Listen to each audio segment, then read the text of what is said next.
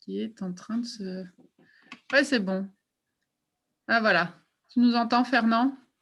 Oui, je vous entends bien. Ok, super. Eh bien, écoutez, je vous propose qu'on démarre cette nouvelle petite parenthèse lecture avec la bibliothèque. Du coup, moi, je parle, mais vous ne me voyez pas. Voilà, moi, je suis là. Bonjour à tous ceux à qui je n'ai pas encore dit bonjour. Voilà, moi, je fais la technique. Je suis côté technique aujourd'hui. Hop, et en image, je vous mets les stars de l'après-midi. Yes. Et donc cet après-midi, pour cette parenthèse, eh ben, donc elles sont 3 à venir nous proposer une lecture. Et donc il y a Monique, Joël et Mick. Et je crois que vous aviez décidé que ce soit Monique qui démarre. Oui. Qui est-ce qui... Ouais. Qu'elle apporte un petit brin d'aération dans nos lectures. Un petit poème pour commencer. Voilà. Allez, Monique démarre par un petit poème et puis après, alors, les là, autres, je vous je laisse. commence. À toi la parole. Voilà, alors, je me présente, je m'appelle Monique Azé, j'habite Saillant. Je fais de la poésie, donc c'est avec plaisir que je vais vous offrir ces petites chimères. Chaque légende a son mystère, que ce soit vrai, que ce soit faux. Je crois à tout ce qui est beau, ne m'enlevez pas mes chimères. Je crois à toutes ces amantes qui faisaient tomber à genoux ces guerriers aux longs cheveux roux, ces chevaliers aux mains puissantes. Je crois à cette Eurydice qu'Orphée vint chercher aux enfers, à Ulysse qui brava les mers, à Tristan qui but le calice. Je crois au vaisseau fantôme, à la belle qui dormit 100 ans, à la pucelle d'Orléans, à Noël et à son bonhomme. Je crois aussi à la fillette qui, ayant froid pour se chauffer, brûla toutes ses allumettes et monta au ciel se nicher.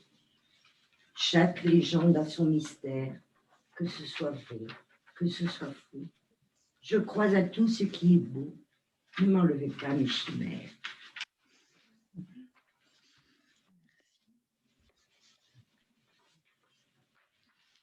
C'est toi, Joël. Voilà, bonjour à tous. Voilà. Aujourd'hui, je vous lis un extrait de L'inconnu sur la terre de Jean-Marie Gustave Le Clésio. Voilà, un petit extrait. C'est bien d'attendre. Tu t'assois au soleil, mais un peu abrité par un arbre, avec toutes ces petites taches claires et sombres qui ocellent tout sur ton corps, sur la terre, et tu attends. Tu ne sais pas ce que tu attends. Tu attends peut-être une femme, ou l'autobus, ou l'heure. Tu ne sais pas trop. Alors tu ne bouges presque pas. Tu es assis bien droit sur le banc, avec les 2 pieds posés sur le sol et les mains sur les cuisses.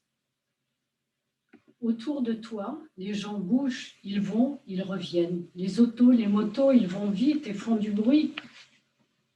Eux n'attendent pas. Ils vont quelque part à leurs affaires, ils sont pressés. Quand ils passent devant toi, ils te regardent du coin de l'œil. Quelquefois, ils se retournent avant de tourner à l'angle de la rue. Toi, tu les regardes passer. Tu regardes les roues qui tournent, les jambes qui marchent. Mais tu es bien là où tu es, sur le banc, sans bouger. Ce n'est pas que tu ne les aimes pas, au contraire.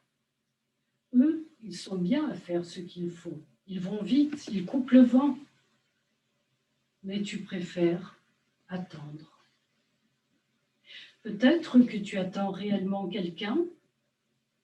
Peut-être qu'en ce moment même, il y a quelqu'un qui marche à travers la ville, qui croise les gens sur les trottoirs, qui attend au feu rouge, qui tourne à gauche, qui longe un jardin, dépasse une vieille femme qui marche difficilement, Quelqu'un qui, de l'autre bout de la ville, vient jusqu'ici, à l'endroit où tu attends. Mais ce n'est pas vraiment une femme que tu attends. Tu ne le sais pas bien encore. Tu es assis sur le banc pour un moment. Alors tu es libéré des heures, des minutes, des secondes. Tu les as libérées. Tu les as laissées s'agrandir, s'étirer, s'en aller où elles veulent. Dans le ciel, le soleil bouge lentement. Il y a des nuages qui passent, qui se transforment. La lumière est très claire par instant, puis elle s'estompe. Il y a des gris, des bruns, des mauves ternes. Le vent souffle un peu en venant de la droite. Ensuite, il souffle par derrière. Ou bien, pendant longtemps, il n'y a plus de vent. L'air est aussi immobile que toi. Quand tu attends comme cela, tu ne penses plus au temps. Tu sais bien qu'il faudra repartir un jour bientôt, mais le moment n'est pas encore venu. Maintenant, c'est suffisant d'attendre.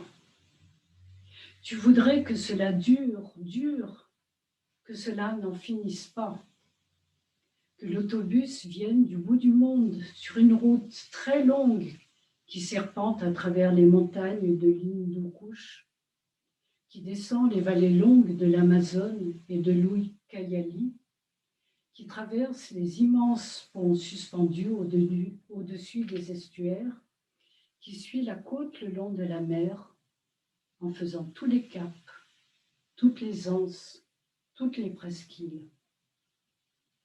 Tu le suis du regard, sans effort, en rêvant, au-delà de l'horizon, le long de sa longue route. Il vient vers toi, cela est sûr, mais dans combien de temps arrivera-t-il? Il disparaît derrière les collines, il est caché par un grand building. Puis tu le vois à nouveau, très petit, le long d'une corniche. Il roule entre les rangs de platanes. Il traverse de grands carrefours vides où clignotent 4 feux oranges.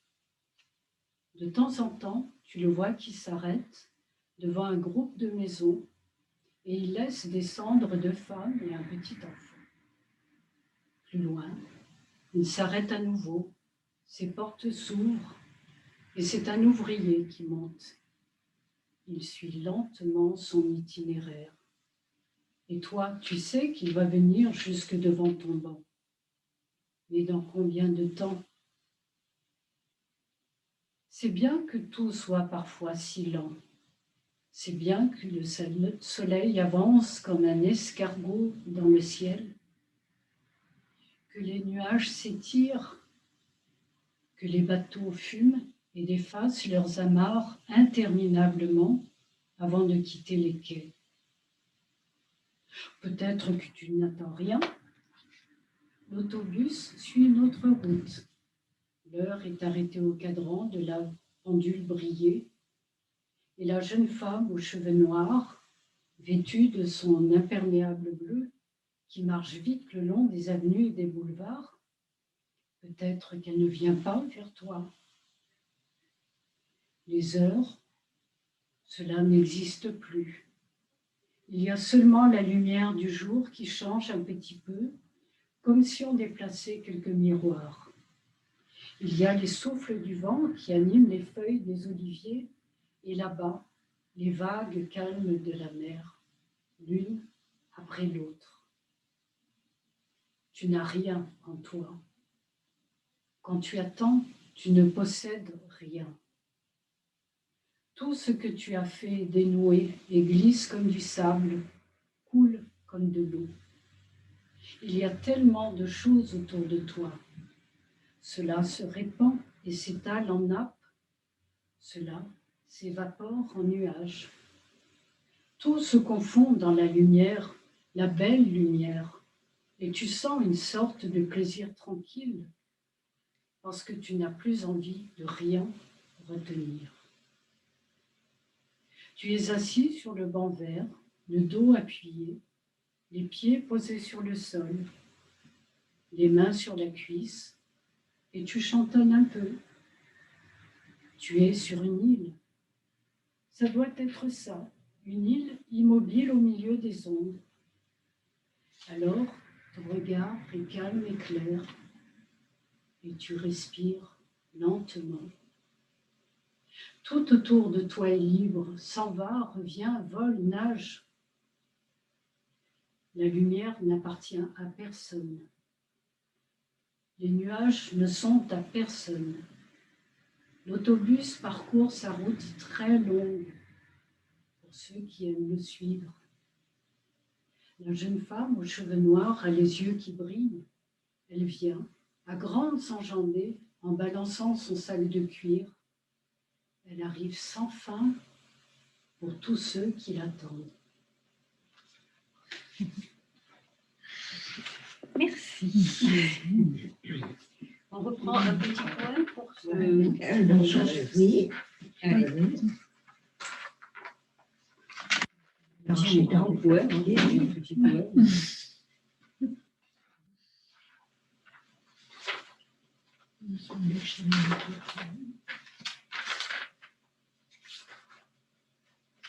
J'ai de mélanger les pinceaux. Ah ben tiens,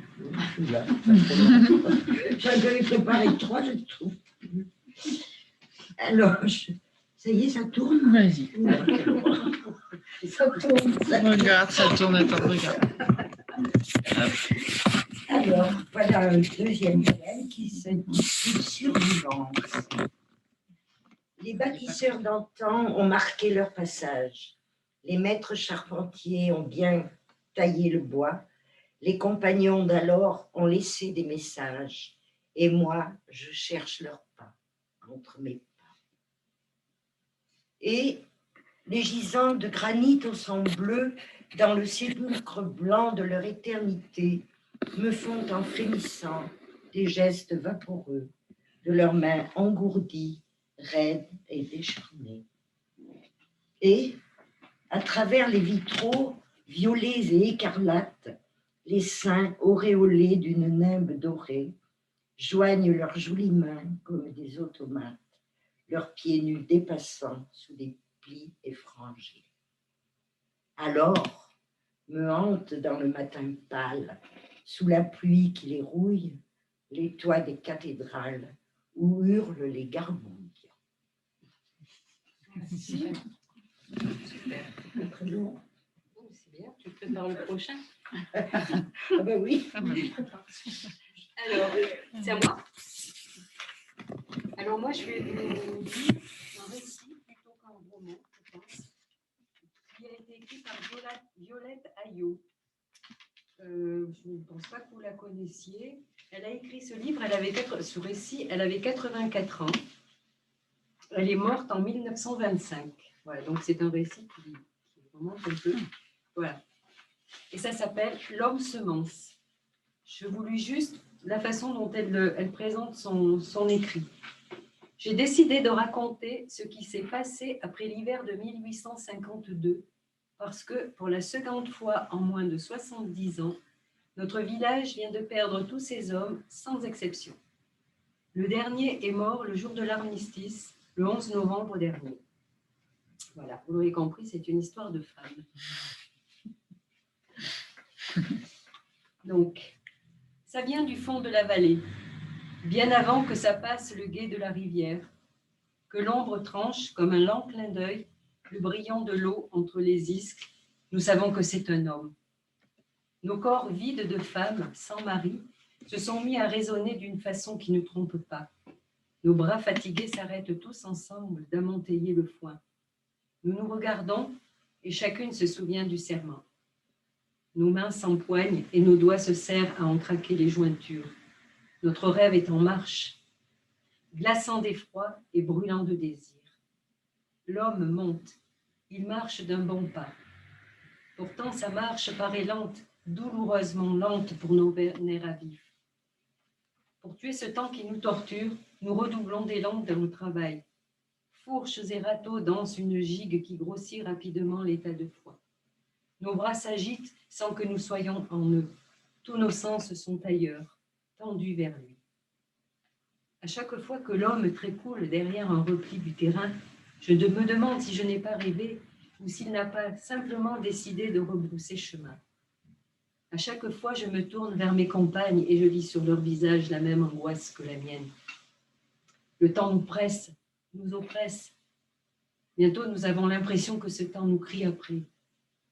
Nous étions installés calmement dans l'attente, bercés dans la certitude qu'un homme viendrait.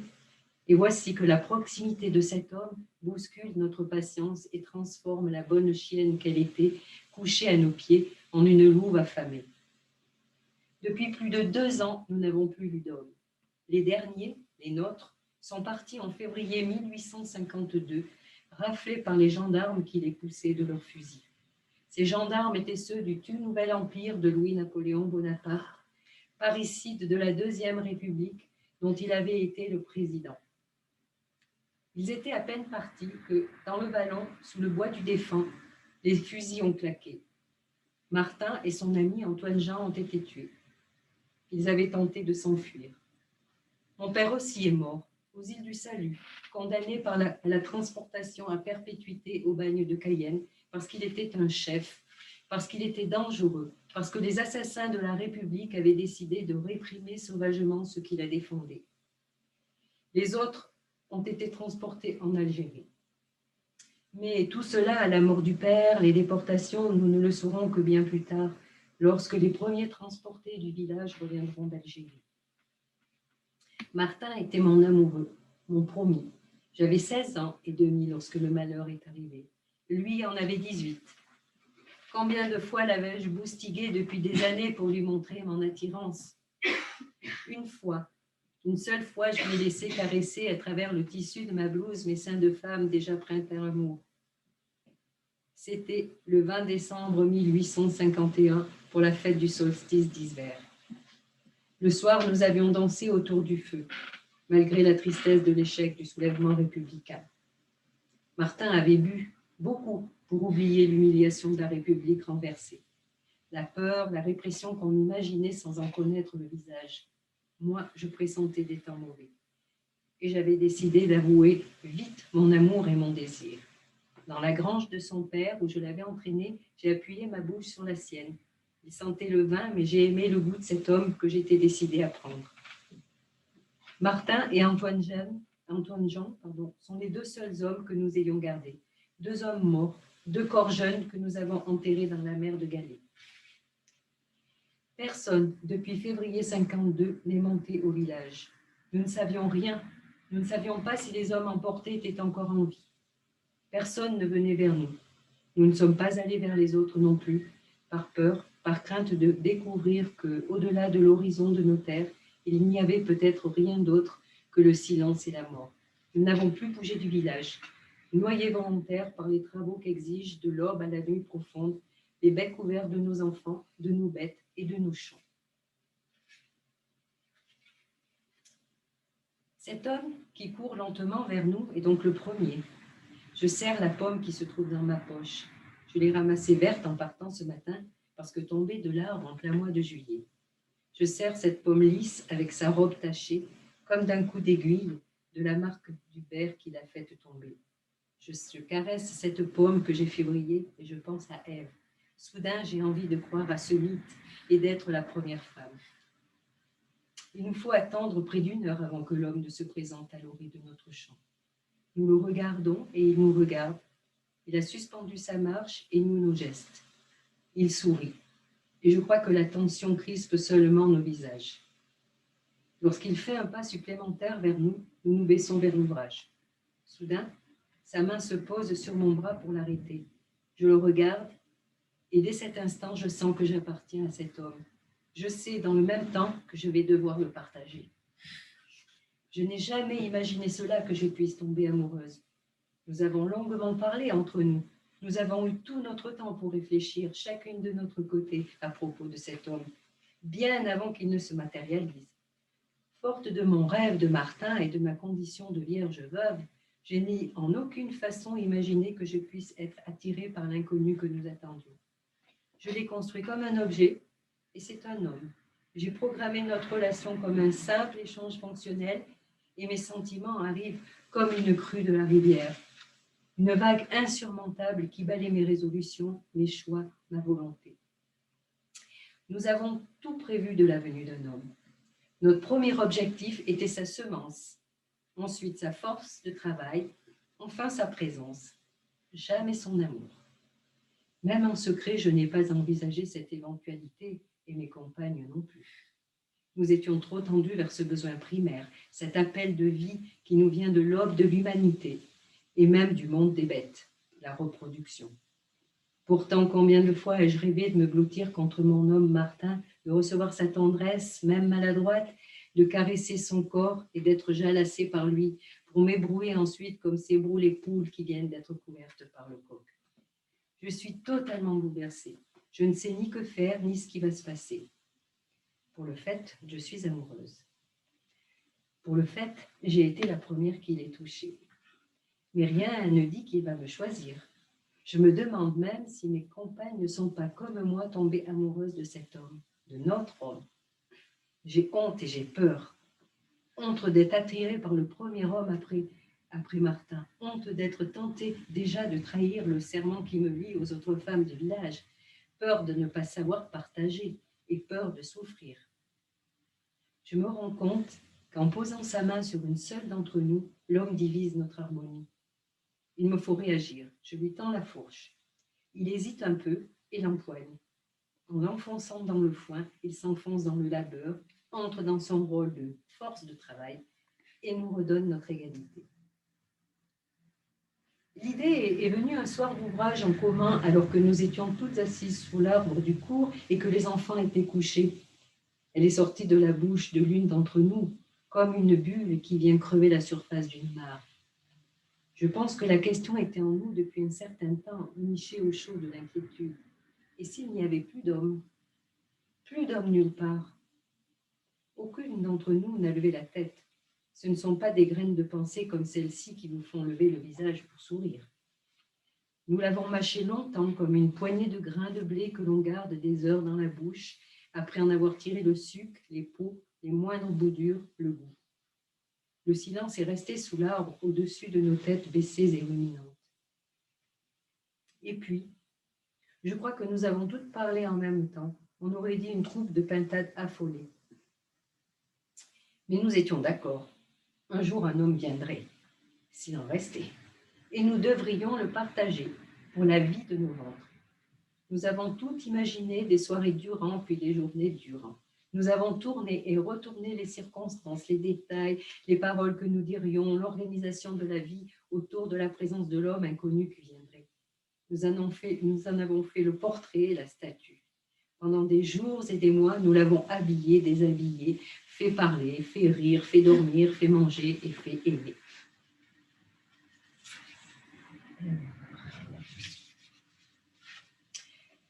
L'homme est dans notre village de femmes et ma violence me tombe des bras.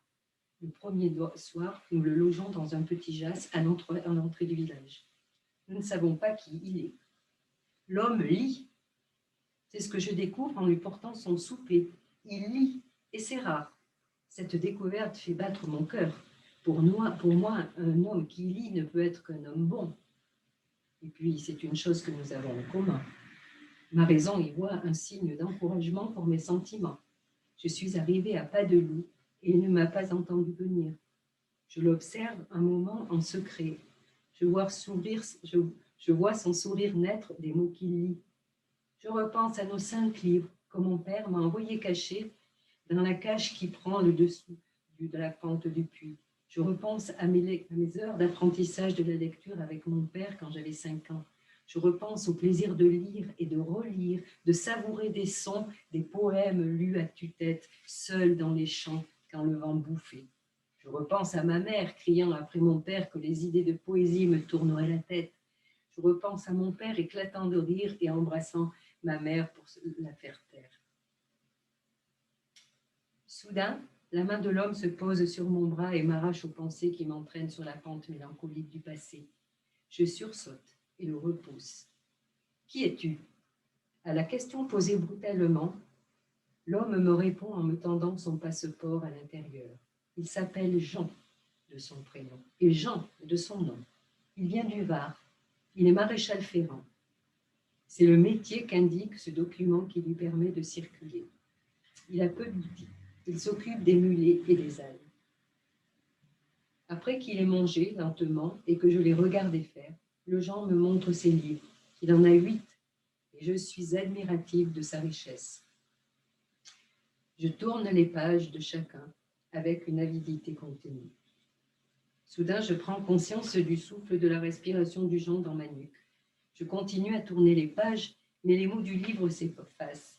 Je suis tout entière à l'écoute de ce vent léger dans lequel les cheveux échappés de mon chignon semblent jouer à se laisser boucler. Bien que nous ne nous touchions pas, je sens la chaleur du corps du Jean et son odeur. La présence de l'homme m'enivre et fait remonter cet appel que j'avais connu avec Martin. Je tourne encore les pages pour faire durer ce plaisir qui me fait fermer les yeux. Je me retiens de frissonner de peur qu'il ne remarque quelque chose. Je me retiens d'appuyer mon dos contre le mur de sa poitrine. Cette retenue devient douleur. Je pose mon livre dans ses mains et je m'enfuis en grands pas sans même lui souhaiter la bonne nuit. En un rien de temps, je suis à notre maison devant laquelle la mère attend, recroquevillée. La joie que j'ai de cet homme qui me vient dans le cœur me fait voir par contraste que le bonheur, la force et la beauté que les parents avaient ensemble a quitté la mère depuis que le père est parti. Ce trou immense, je ne le vois parce que le mien est en train de se combler alors que celui de ma mère reste béant. Ce trou ne se refermera pas, il va l'engloutir dès que nous saurons que le père est mort. La mère se laissera alors mourir en quelques semaines. Je m'assois contre elle dans les derniers rayons du soleil. Je crois qu'elle n'a ni envie ni la force de me reprocher d'avoir tarnassé si longtemps avec un inconnu. Elle sourit par contre, de lire sur mes joues et dans mes yeux cette couleur qui n'a rien à voir avec l'éclairage du couchant. Je sens dans son sourire un accord et même un soulagement de me voir aimer à nouveau un homme. Le désir de moi de vivre est en moi. Son travail de mère est accompli. L'homme va rester sans que nous n'en ayons jamais parlé avec lui. Nous ne saurons jamais s'il fuit quelque chose ou s'il est en chasse. Avec le Jean, le bonheur a fait son nid dans notre malheur et le reste n'intéresse personne. Depuis que le Jean est dans notre village de femmes, je me surprends à me mirailler. Je doute. Chaque soir, je vais lui faire son souper dans la maison où nous l'avons installé. C'est la règle que nous avions décidée entre femmes avant son arrivée. Celle que l'homme toucherait en premier aurait la priorité. Elle s'occuperait de lui. Les autres se tiendraient à l'écart jusqu'à ce que la première en ait fait son homme. Alors, celle-ci devrait lui faire comprendre qu'en devenant l'homme de l'une, il avait le devoir d'être également l'homme des autres. La semence du village. Je suis troublée d'avoir si vite oublié Martin. Cette trahison de mon cœur heurte ma raison. Elle me révolte et me botte en dedans, ce qui me rend brusque et souvent désagréable. Le Jean est plein d'attention avec moi, montrant qu'il me fait la cour. Chaque soir, il y a sur la table un petit bouquet de fleurs, de grains ou de feuilles. Je revois mon père rentrer chez nous chaque jour avec au moins une fleur, une feuille, un éclat de bois, un champignon, 3 fraises ou quelques grémoulons, une pierre parfois. Ma mère disait « Qu'as-tu encore ramené là ?» Il répondait qu'il apportait son jus d'homme pour avoir le droit d'avoir sa place auprès du foyer. Mon père a toujours eu des idées à part. De temps en temps, l'attention du Jean se porte sur mes compagnes qui se languissent, que les hostilités commencent pour avoir leur dû. Lorsque je le remarque, le cœur me pince. Le Jean va jusqu'à me dire que je lui plais. Il est patient devant les combats qu'il observe en moi. Il attend que je m'apprivoise. Il n'a jamais encore osé me toucher, respectueux de ce qu'il pense être de la peur et de la timidité. Pourtant, il n'a pas pu ne pas comprendre l'attirance qui me pousse vers lui. Je fais traîner par peur, par fierté, par révolte. Tout simplement aussi parce que je ne sais plus par quel chemin revenir de mon éloignement volontaire. Je multiplie les lectures avec lui, dès que les travaux nous en laissent le temps. À chaque fois, je retrouve le même bonheur dans ce partage. Nous parlons dans une proximité de corps qui me fait vibrer à chaque fois. Je m'installe dans ce cocoon qui mûrit le fruit vert que je suis. Un soir, alors que le soleil va disparaître sur l'horizon, le fruit lâche sa branche. Je m'appuie doucement contre la poitrine du Jean, qui met bien longtemps, je trouve, avant de refermer ses bras sur moi. Nous tremblons un long moment du désir qui nous envahit. Notre première rencontre physique va durer des heures. Jusqu'au matin, il va me caresser et m'aimer de 1000 façons avant de me laisser pantelante et émerveillée. Au début, je me retiens de mordre à pleines dents dans cet homme que j'attends depuis longtemps, depuis toujours, je crois. Je sais ma faim, mais je ne sais pas ce qu'il faut faire. Je ne sais pas comment une femme doit être la première fois qu'elle va jusqu'à la peau de l'homme.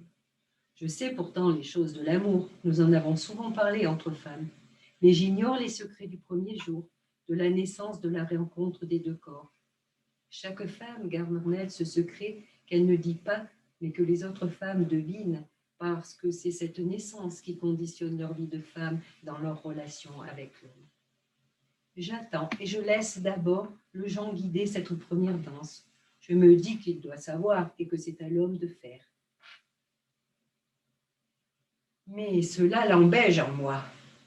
Comme on serre les jambes, je serre pour les empêcher de déborder la violence contenue, le désir, l'attente du plaisir, toute cette force de vivre embâclée depuis 2 ans derrière le barrage qui a coupé le cours de ma vie. Depuis mon enfance de petite fille, je m'étais lancée vers cette vie de femme que je rêvais à l'image du bonheur. Je me sentais suivre une rivière tranquille que l'on a empêchée et qui cherche à reprendre dans la colère son cours. Dehors, à 2 pas du village, éclate un violent coup de tonnerre. En même temps que le ciel se rompt pour libérer la pluie que nous attendons depuis des mois, mon barrage cède et c'est la débâcle en moi. Je me jette sur mon Jean, forte de cette certitude de la vie que nous, les femmes, avons, qui nous fait marcher d'un pas décidé et franchir n'importe quelle barrière. Tout va aller très vite. Je pensais que les choses seraient plus difficiles. Dès cette première aube, je suis fidèle à mon serment. Je pense qu'il faut absolument que je le fasse tout de suite, sinon je ne serai sans doute plus capable de le faire. J'explique aux gens ce que nous attendons de lui. Jean est un homme intelligent, je le constate immédiatement. Il m'écoute sans m'interrompre et j'en suis soulagée car je veux tout lui dire d'une traite. À la fin, je le regarde inquiète et il sourit et dit sans hésiter. Je ferai ce travail. Je ferai ce travail parce que c'est un travail d'homme et que je ne vois pas d'autre homme ici. Je ferai ce travail avec conscience car j'aime le travail bien fait. Je ferai ce travail avec plaisir aussi, car j'ai toujours le plaisir de faire ce qu'il y a à faire. Mais je ferai ce travail sans amour, car l'amour, je le garde pour nous. Un soir, au retour des foins, nous avons trouvé 2 hommes sur la place du village. C'était tout à fait incongru. Nous avions le nôtre et nous avions totalement oublié que d'autres existaient. Cette présence nouvelle était le signe de temps nouveau, ou plutôt de la fin d'un temps hors du temps. Mon 2e enfant avait déjà 6 mois, Jeanne venait d'accoucher, Marie, Rose et Madeleine avaient déjà leur petit. Derrière ces 2 hommes sont venus d'autres hommes encore, et puis des femmes, et puis des enfants. À la fin de l'été, le Jean a fait son sac un soir. Il a dit « Demain, je reprends ma route ». Je n'ai rien dit. Je savais que c'était son dû, son droit, sa liberté, son chemin. J'avais tout mon temps pour pleurer après, quand il serait parti. J'ai souri et j'ai profité de mon homme jusqu'à l'aube, comme la première fois. La vie tournait, elle avait été dure et belle pour nous, elle serait encore tout seul. Voilà. Ouais. Un peu long, mais Non, c'est c'est raccourci pourtant. très intéressant. Alors, c'est rigolo parce que moi, j'ai préparé un petit poème qui va exactement dans ce sens. Ah oui, c'est incroyable. Que je t'écoutais, je disais, mais oui, C'est bien. ça s'appelle Le Vagabond. Ouais. Alors, quand il a poussé le portillon blanc, moi je tricotais près de la fenêtre. Je me suis levée très vite du banc pour lui demander qui il pouvait être. Lui, sans dire un mot, il m'a regardé. Ses yeux étaient bleus, son visage beau. J'étais si émue que mon cœur battait. J'ai dit doucement, prenez l'escabeau. Lorsqu'il fut assis, Je pris sur la table la cruche emplie d'eau et la lui tendis. Je tremblais un peu, me montrais aimable, et ses yeux si bleus me dirent merci. Il me demanda un morceau de pain. Je courus chercher dans la grande armoire le pain le plus beau raisin, et dans le cellier du vin de la Loire. Je n'arrivais pas à ôter mes yeux de cet homme assis, mesurant ses gestes, et nous restions là tous deux, silencieux, oubliant le temps, oubliant le reste. À la nuit venue, il voulut partir, mais je le retins, lui offrant ma bouche, mes bras, ma chaleur, et puis pour finir, silencieusement, lui offrit ma couche. C'est marrant parce que ça Ah ouais. rejoint même mon texte. Oui, c'est pas si Et oui, Voilà. c'est l'histoire d'amour, Inconscient, voilà. notre inconscient collectif. Il n'y a pas de hasard des fois. C'est lui, monsieur qui attend. On ne sait pas Connecte. concerter. On se connecte. Ouais. Magnifique. Mais c'était... S'il y en a Il est qui... marrant ce petit livre, hein, c'est incroyable. 84 ans, quand elle l'a écrit. Je crois qu'elle n'a écrit que celui-ci, hein, d'ailleurs. Ah oui, ça s'appelle comment? L'homme semence. Ah oui. Et je ne l'ai pas lu en entier. Il y a Des des passages. passages. D'autres passages. Parce qu'elle parle de 1859, donc je pense que c'est quand il y a eu l'arrivée de Louis-Napoléon Oui, c'est ça. Bonaparte C'est ça. et que la République était en danger, donc il y aurait une révolution. Oui, à c'est ce ça. moment-là. Et d'ailleurs, il y a plus de détails. Oui, hein, c'est ça. et voilà. Donc je pense que tous ces exilés en Algérie. Algérie, je ne savais pas qu'il y avait eu des gens, Moi non plus. Je l'ai appris là. des prisonniers. Quoi. Et puis à Cayenne. Cayenne, oui. Dans les... S'il y en a là, dans les personnes qui ont écouté, si vous avez envie aussi, vous, de partager une petite réaction, il faut juste réactiver votre micro. Je les avais tous coupés, mais n'hésitez pas, on vous écoute depuis la bibliothèque. Alors...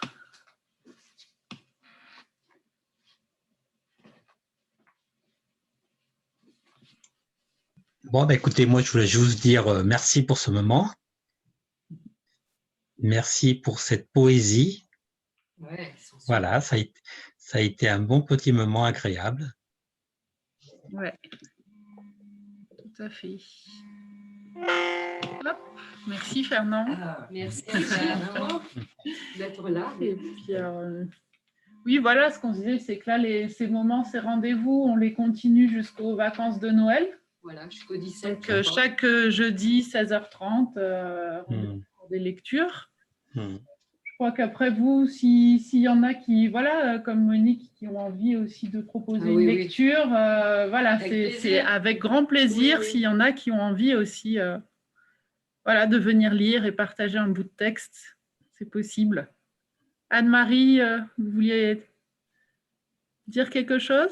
Non, non, je vais simplement remercier tout le monde et remercier le forum parce que c'est vraiment des moments très agréables. Merci d'avoir organisé ça. Avec plaisir, ouais. Pour suivre à distance, c'est très bien. Je vois Pierre qui fait pareil avec les mains, ça veut dire qu'il est d'accord. Oui, Pierre, il nous a rejoint, ça avait commencé, voilà, et Christine aussi. Mais Pierre n'a pas le micro, oui. Voilà, donc on le voit, mais on ne peut pas l'entendre. Donc, il nous fait voilà. Eh bien, merci. Ouais, Christine. Oui, alors merci et je crois que c'est à renouveler. Un vrai plaisir de vous voir nous faire profiter de vos coups de cœur et c'est si bien dit. Merci beaucoup. Et j'ai 3 personnes là qui seraient intéressées pour venir lire. Alors, qui peut-être vont nous envoyer leurs textes parce qu'elles sont reparties sur Paris. Donc, à voir. Et une personne de Saillant qui voudrait bien essayer. Donc, voilà, ça va diversifier un peu l'offre. C'est super. Très, très belle prestation. Merci beaucoup. Ouais, merci. Merci Christine aussi pour tous les liens que tu fais. Parce que quand même, c'est aussi un peu grâce à Christine que tout ça se passe. Hein, elle nous fait du lien, elle met en connexion les gens et voilà, ça compte dans la réalisation de tout ça. Merci à tous et puis au moins à jeudi prochain. Peut-être À avant. jeudi. Bonne fin de journée. Au revoir. Hop, hop, hop. Salut. Super. Oh, tu fais de